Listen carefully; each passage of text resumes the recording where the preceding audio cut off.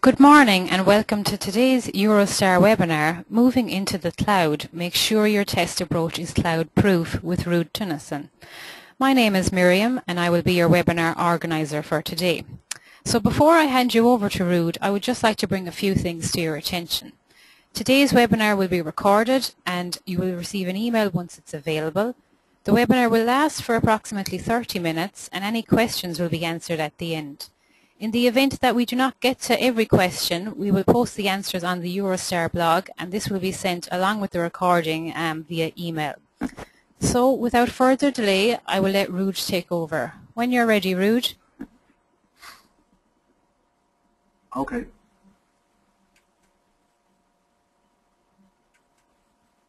Now, let's try and get this working. Good morning to most of you. I'm trying to click to the next slide. So we're in the cloud at the moment, so we have tested it, but it should be working. What I'll do is I'll try to discuss with you the most obvious things you'll run into when, when you are confronted with cloud or cloud computing or whatever you might call it in your organization. Now, I do know that there's a lot of discussion about what is actually the cloud. It's a bit like being in the mist. And we found out that there is, in the US, there's the National Institute of Standards and Technology, and they have given actually quite a good definition of what cloud computing is and everything related to that.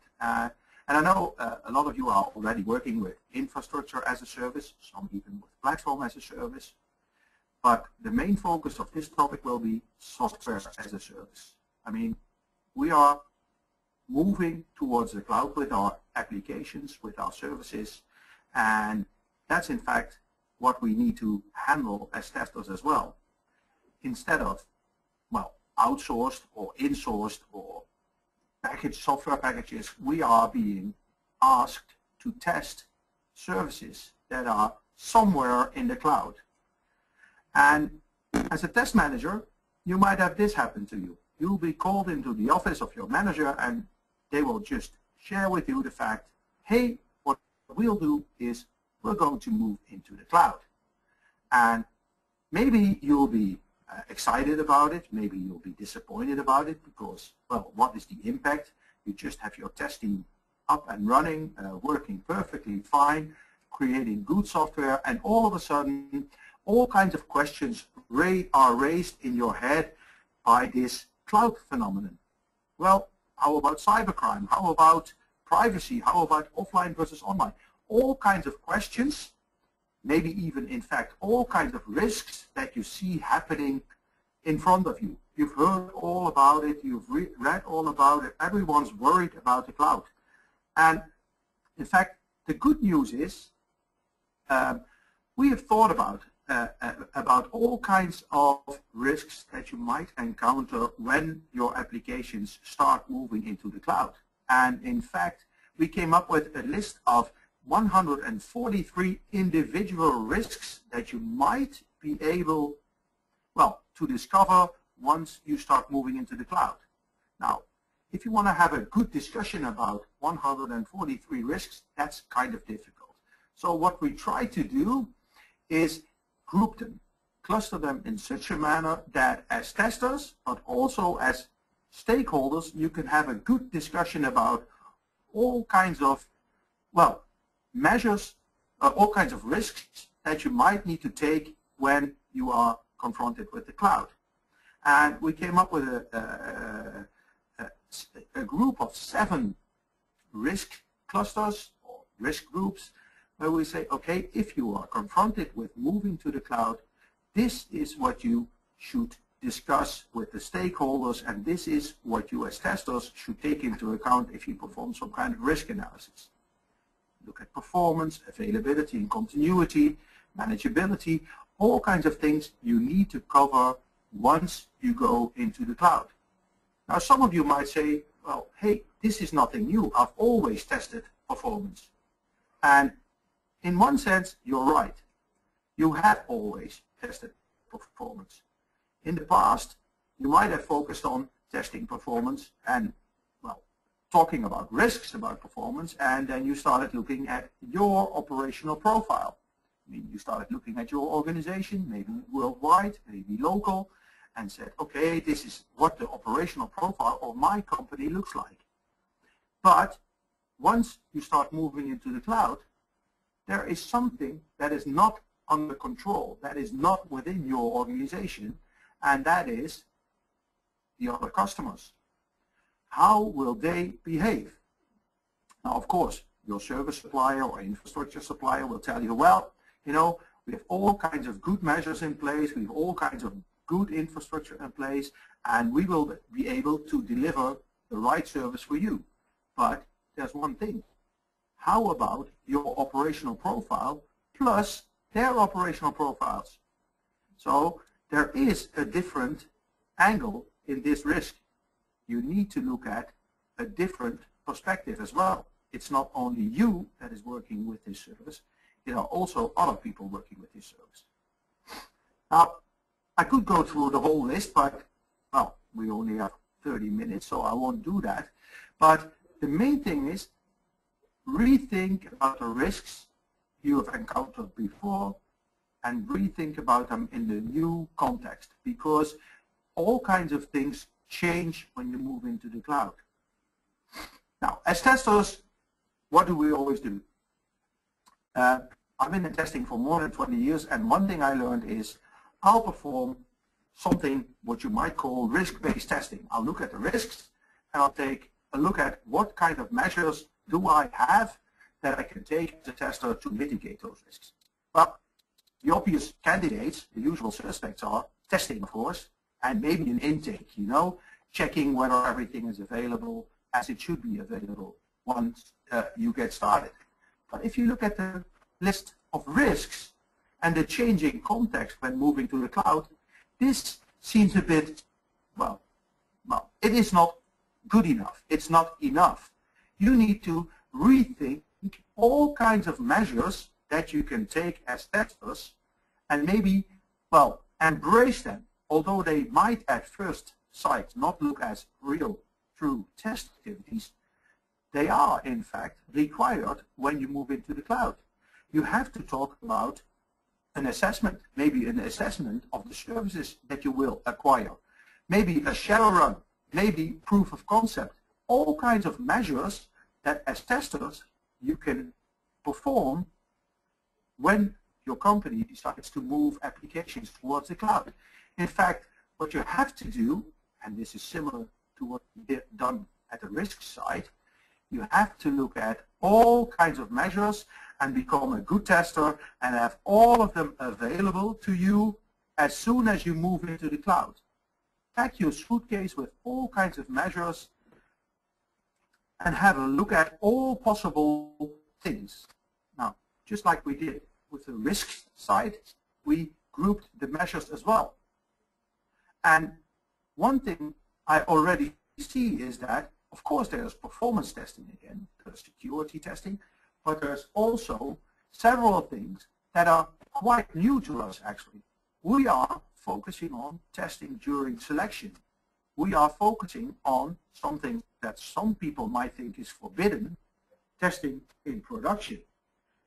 We have, in fact, listed all possible measures you can take, individual measures, and group them in a normal manner.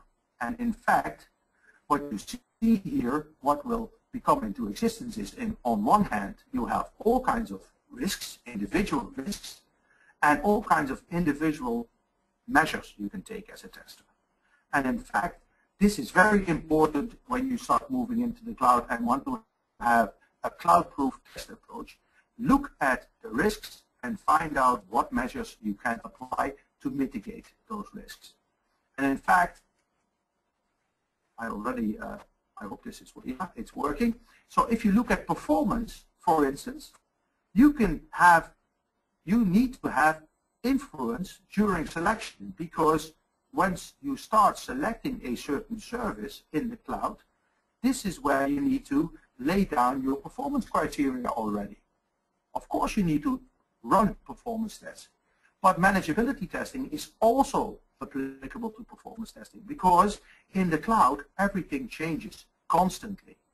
That's one of the advantages of the cloud, but also one of the risks in the cloud. The performance might be influenced by things you do not have under control. So you need to be able to manage that, manageability testing. And of course, you need to monitor performance in production because you might have gone live, but the service might still be changing while you are, well, running the service. And in fact, this is what we have been doing for all of those individual risks on the left-hand side, and we've linked them to measures on the right-hand side. And as you might have expected, of course, everyone is talking about security in the cloud. Security will be covered by any of those groups of test measures. Of course, you need to have a look at it during selection. You want to select a secure service. And of course, it has influence on performance testing because performance, for some reason in the cloud, performance also has an impact on security. Security testing, like we have always done, authorization, authentication, but also in functional testing, also in testing caused by legislation and regulations. Remember, you're always the owner of your own data, and you need to make sure that it is safe. And of course, you need to monitor and actually test it in production. And in fact, what you see, well, come into existence is in fact an architecture which is the basis for a cloud-proof test approach. What you see is a link between individual risks on the left-hand side and individual test measures on the right-hand side. That's in fact what you need to do to make your test approach, well, cloud-proof. And we call it cloud test, being smart in testing in the cloud, from individual risks to individual test measures. And this is what makes it, well, under control for testers. This is how you can gain control again once you start moving to the cloud. You need to be aware of that. Now let's go looking at the measures a bit more. As you can see, and this is one of the things that is very important, is the role of testing, and maybe the test manager more specifically, will widen because it's not only during the implementation of a service that you are testing, but it is already during selection. You need to be there once you start selecting services. Of course, you need to do the more classical testing during implementation, although it's not only classical testing. And you need to be present during production, because once you start moving into production, there is a difference between how it is now organized. Now let's focus on selection. As you might expect, any of the risks on the left-hand side will be covered during selection. In fact, if you think a risk might apply to your organization, you could add it to your selection list, to the selection criteria you have. Because the easiest way to mitigate a risk is to put it on your selection knockout criteria, and bang, it's gone, because the service already fulfills the selection criteria.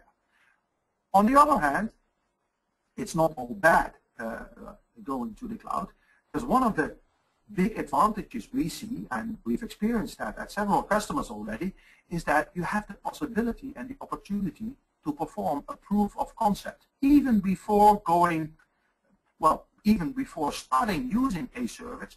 Most services give you the opportunity to execute some tests, to do some trials, have a trial version, download several things, and you can actually perform a proof of concept and already get a feeling whether this might work or not for your organization.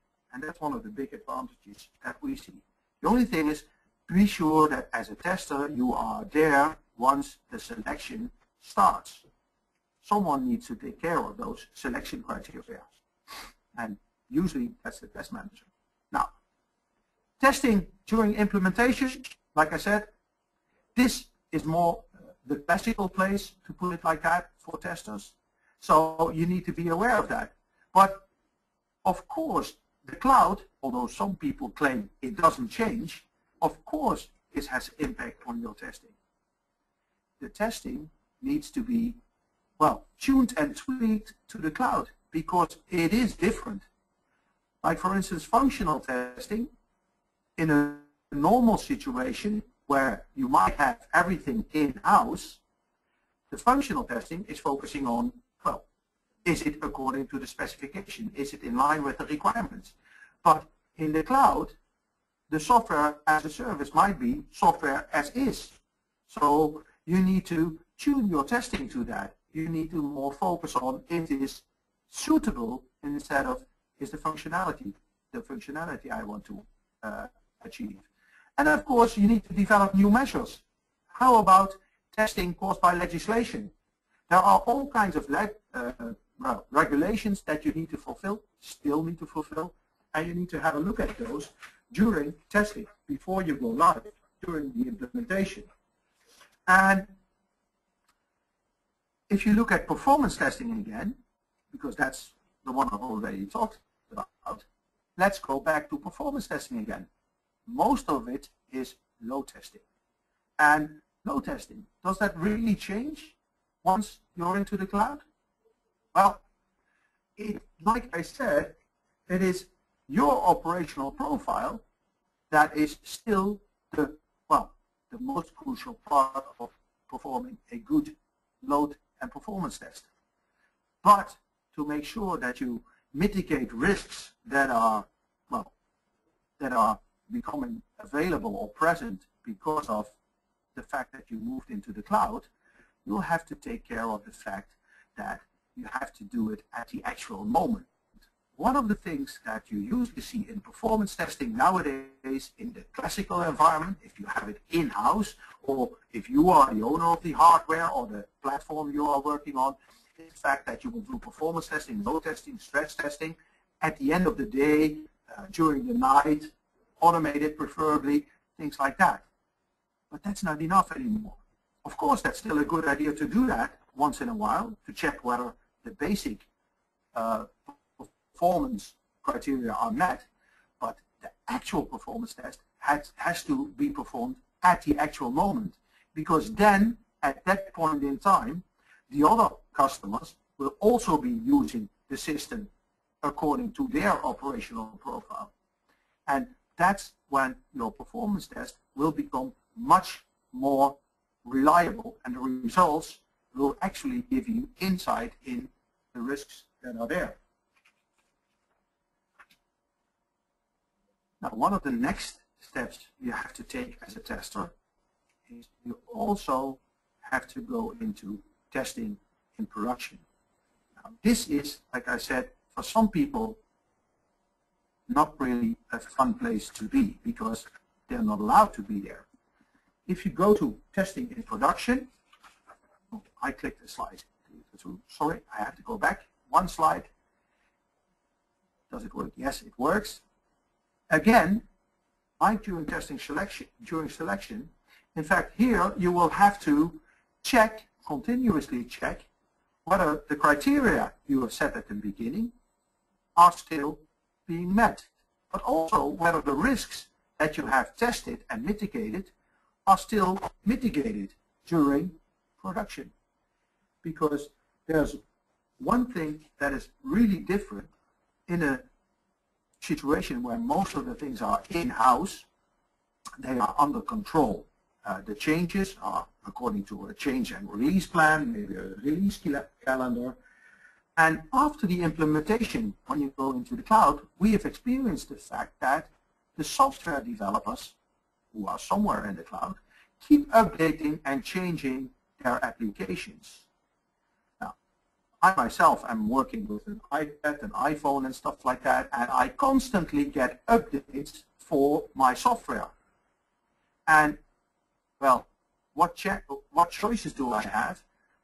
Well, I can ignore them, but usually I just accept them, because otherwise I might not be able to work with certain applications anymore. That has happened to me. A few times I thought, no, I don't want an update. But if you don't want an update, it's not working anymore. That's different. So it's not under control anymore. And developers are still developers. They might introduce new defects. They might reintroduce defects that you thought were already solved. So in production, you need to be able to test. And there's one other big difference, and that is that the operational department, the people that used to be there to monitor the operation, but also to test for small impact of changes, they are not there anymore usually, because that's one of the reasons to go into the cloud, is that you get rid of, might be not a nice way of saying it, but you get rid of a lot of people that are usually in your organization, and they are gone. So what you need to be looking for is a way of monitoring that, a way of testing that in the cloud. And what you are going towards is a continuous end-to-end test, where you will monitor whether the services are still end-to-end providing the support to the business that is needed to actually run your business in the right way. So you have to have some kind of shadow environment where you can run tests continuously. Of course, based on risks, and of course, not overdoing it, but you have to monitor that. And it's as well functionals as non-functionals. I mean, sometimes services change in appearance, and it turns out that your end users are confronted with totally different screens all of a sudden. Same content, but totally different look and feel. That is what you need to monitor as well. Functionality might change, but also performance might be influenced, things like that. So please be very aware of that it does change. Now, sorry. That's in fact what you need to do to make your test approach cloud-proof, is start early. Start making an inventory of the risks that might be applicable to your situation. And have a look at how important are those risks and what measures do I need to take to mitigate those risks, to at least be able as a tester to give insight into the risks we take as an organization once we start moving into the cloud. Now, this in fact means that testing needs to look at individual risks and counter them with individual test measures. So it's not a case that once you move into the cloud, you need to cover all possible risks. No, you need to cover those risks that are applicable to your situation. And you need to be able to do this from a very early stage. And I don't know how the performance on your side is, but the performance on my side is a bit slow. Maybe that's because there's a few of you watching as well, because the point I'm making is testing starts earlier than we are used to. In fact, we have to be there as soon as someone decides we're not going to, well, upgrade the software we have in-house, we're going to move towards the cloud. And then as a tester, test manager, you should be able to sit there together with the purchasing department, together with the people, the business people, and find out whether you can mitigate a lot of risks already before going towards the cloud. Your scope is widened. We used to focus on functionals, non-functionals. That's still true. But the non-functional scope, the operational department, management, operations, whatever you call it in your organization, their role is diminished in your organization, and someone should take care of testing what they used to test. So you should be able to look at availability, continuity. You should be able to test manageability. So that's what is actually coming towards us testers. And also, how about testing based on legislation and regulations? It is very important, and it is much more difficult than most people think it is. And the good part about it is testing will never stop, because once you go live, due to the fact that there is a lot of continuous changing going on in maybe the service, maybe the platform, maybe the infrastructure, but also the other customers that might be coming because the service you chose is very popular, because you chose the right service. There might be more and more people using that service that might influence your performance, maybe your availability. So you need to be continuously testing that.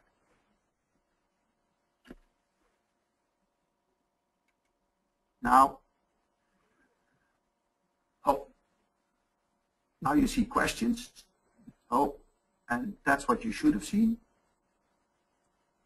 I know there's a lot of questions once you move into the cloud. A lot of people say this is nothing new. A lot of people say this is what we've always done. But we have found out in practice that there is something new, because there's a lot of things, and I have not gone through all the details, but I do hope some of my colleagues will be able to share that with you at EuroSTAR. I do hope they get a track or a tutorial there, where they can go into much more detail about the differences, because there's a lot of questions when you move into the cloud. A lot of people feel nothing has changed, but we feel and we know that a lot will change. And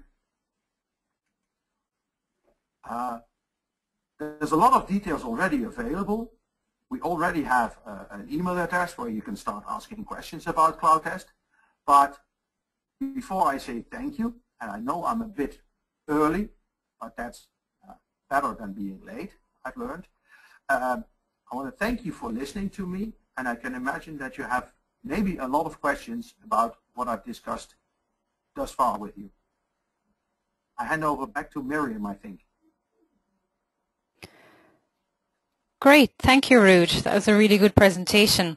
So let's open the floor to questions. So if you'd like to ask Ruud a question, please type it into the comment box now on the control panel. And any questions that we don't get to, as mentioned before, they will be compiled into a blog post. Ruud will answer the questions and we will put them on the EuroSTAR blog. So let's see, Ruud, okay, we have a question, we have two questions so far. The first one is from Izuddin Zain.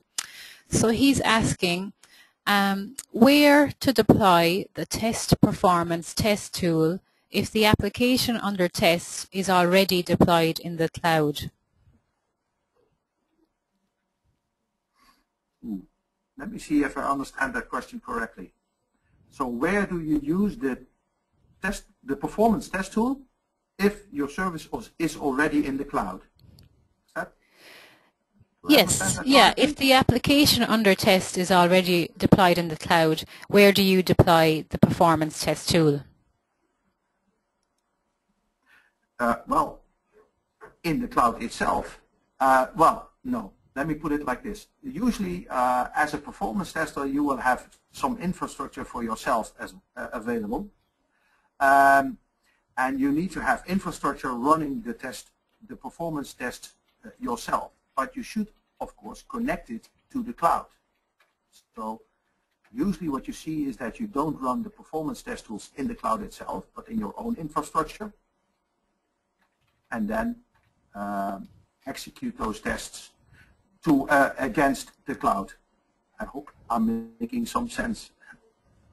This answer makes some sense. Great, thank you, Ruud. Okay, let's see. We have a question from Rick Marcelles.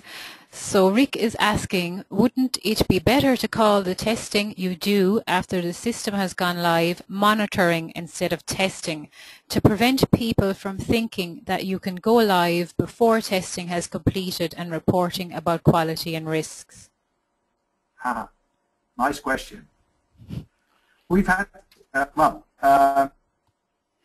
thank you, Rick, for that question, because we had a big discussion about that ourselves, whether you should call it testing or monitoring.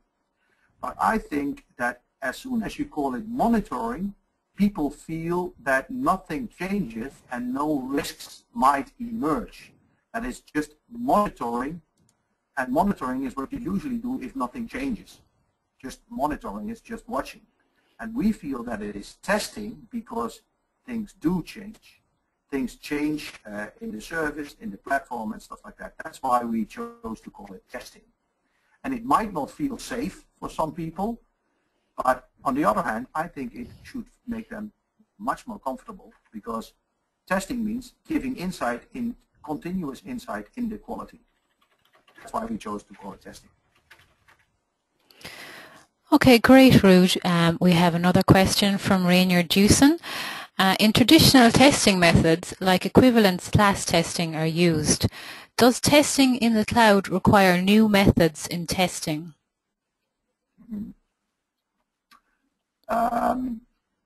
Good question. Yes, you need some new measures, but not on a test design level. It's just that what we have noticed is that you are able to apply the basic techniques like path coverage, equivalence, partitioning, boundary value analysis, but you just apply them in a different manner. But they are still very valid. I actually believe that you have to be able to use those test design techniques if you want to be very effective in testing cloud services. And the new part is more in looking at how to deal with testing based on legislations and stuff like that. Okay, great, Ruud. We have another question from Bernhard Clem. Would you slice the performance testing with a load test tool on parts of the cloud to provide 24/7 availability with a distributed performance monitoring as a strategy? Cool. But well, I have to be honest. I have to look into that question before I can really answer that, because there's a technical side of it which I personally don't fully understand, and I need to confer with some colleagues to be able to give a good answer to that question. So I would suggest sending that to the blog or to email, and then I'll make sure that we get a good answer to that. Great, Ruud. Yes, that's what we'll do. We'll put that answer for you, Bernhard, on the EuroSTAR blog, and you will be emailed once it's available. So we have quite a few more questions. We have one from Fayez Mohammed. How difficult or different is automating testing in a cloud? It's not really more difficult or less difficult than before. I think my gut feeling would tell me that it's easier, because if you look at the trend in the cloud, it's software as a service. So they are more and more complying to certain standards in the interfacing, in the communication between well, where you are and where the service is. And standardization means that it's easier to automate, where you now see that developers can sometimes take shortcuts and things like that, which makes test automation more difficult. In the cloud, you will see that they will stick more to certain standards, which makes it easier, in fact, to automate certain tests. That's how I feel about that, and that's what we've actually seen.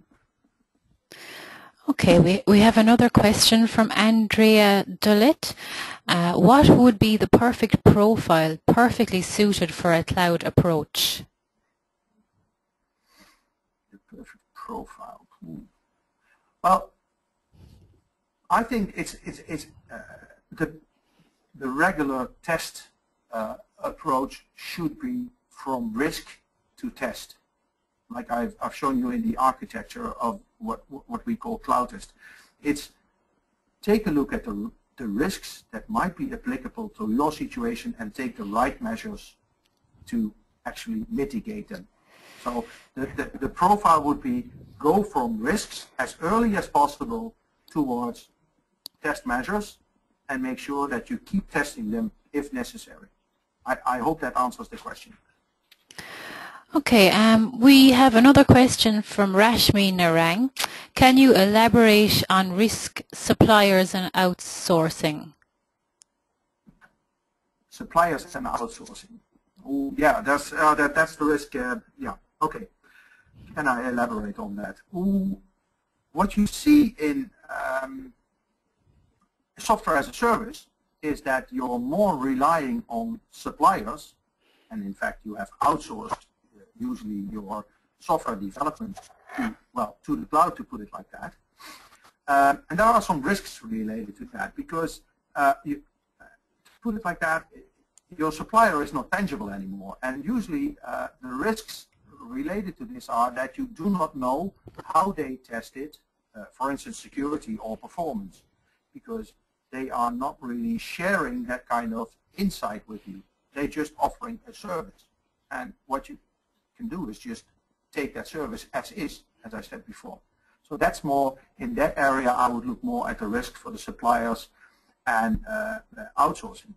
And there's one more, which is additional to this, is you have to have some kind of exit strategy available. Suppose your supplier might be taken over. We've just seen it happen a few days ago, where a small group of service suppliers is taken over by a big group. Who knows what might happen to your service when that happens? That's also what I mean by risks with suppliers and outsourcing.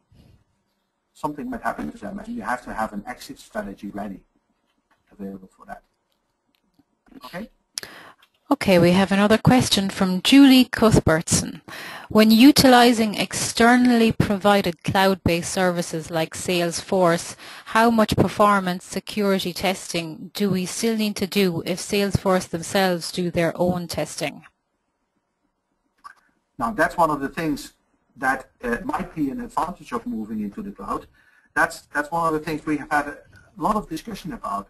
Everyone is talking about security and performance, that is a big risk in the internet.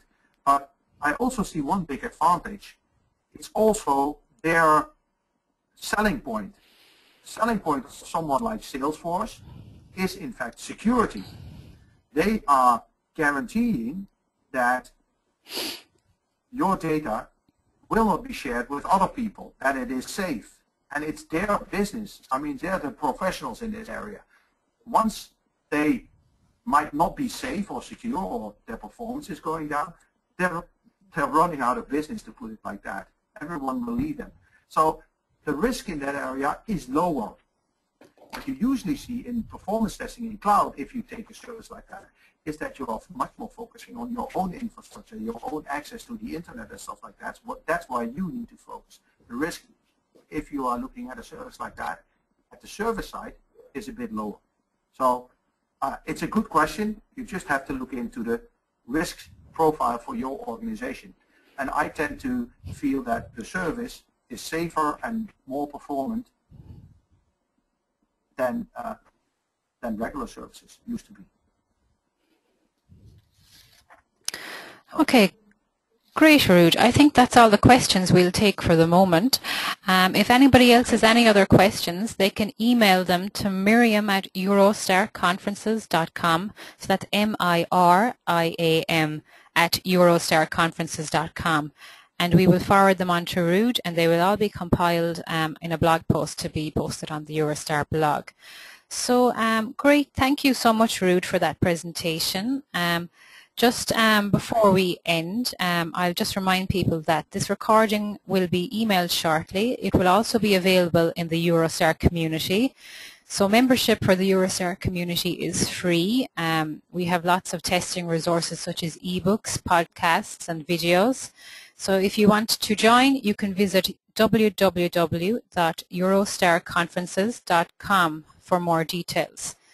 And finally, I suppose the moment kind of people are all waiting for is the launch of the 2012 conference program for EuroSTAR this year in Amsterdam.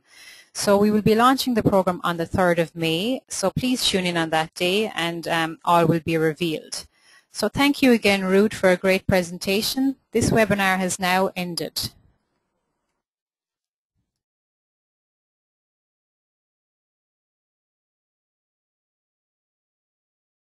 The organizer has ended the session and this call will be disconnected.